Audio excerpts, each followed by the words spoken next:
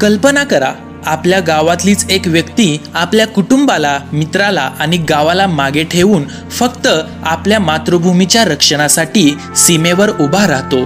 तो जाणतो की प्रत्येक क्षण मृत्यूला सामोरं जाण्याचे आहे, पण तरीही तो हसतमुखाने गणवेश घालतो आणि तिरंगा फडकवण्यासाठी आपलं जीवन पणाला लावतो. संपूर्ण कुटुंब, गाव आणि समाजाच्या डोळ्यात अश्रू आणि प्रत्येक अश्रूत अभिमान हे सर्व या अंत्ययात्रेत सामावले आहे. डोळ्यात पाणी आहे, पण छातीत अभिमान दाटून आला आहे. महार रेजिमेंटच्या 22 इन्फंट्री ब्रिगेडमध्ये कार्यरत असलेले हवालदार प्रवीण अंकुश वायदंडे अरुणाचल प्रदेशातील सीमेवर कर्तव्य बजावत असताना शहीद झाले.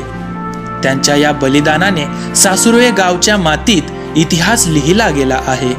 त्यांची आठवण सदैव जिवंत राहील. आज संपूर्ण सासुर्वे गाव, सातारा जिल्हा, संपूर्ण महाराष्ट्र या वीर सुपुत्राला सलाम करत आहे. शहीद वीर जवान प्रवीण अंकुश वायदंडे, तुम्ही आज प्रत्येक भारतीयाच्या हृदयात धडकता आहात.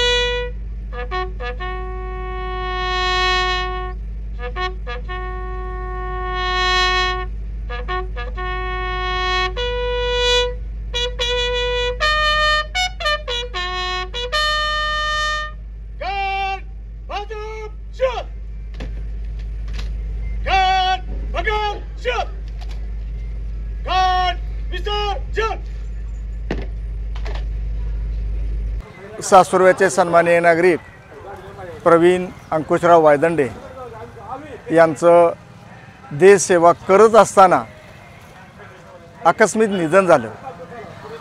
त्यांच्या पश्चात त्यांची मिसेस, त्याचप्रमाणे आई, भाऊ, पत्नी वगैरे असा कुटुंब परिवार आहे।